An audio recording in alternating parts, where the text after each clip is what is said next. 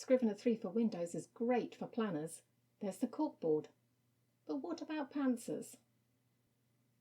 The mere fact that you can easily break your manuscript up into different documents is a real boon for a discovery writer.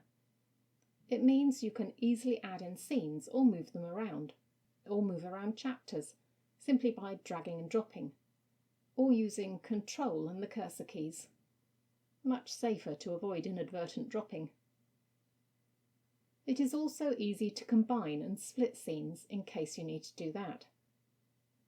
Simply click where you want to split your scene, right-click and select Split at Selection, and you'll get a new document appear below where everything after the selection point is transferred. You can just as easily join two documents together into one scene. Simply select those documents, they don't have to be next to each other, and click Merge from the Documents menu.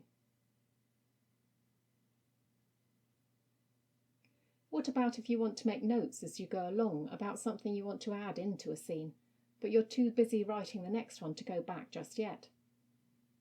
Well, you can open up the inspector under the Notes icon and type away.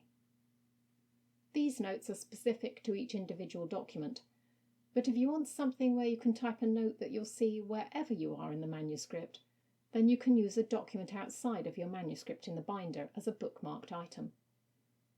Many templates already have one of these created for you. You can easily open it up to refer to it, or to add more text, without leaving your manuscript, by double-clicking to get the formatting options, or typing in the basic box in the inspector. You also have the option to open it as another editor using the split screen function.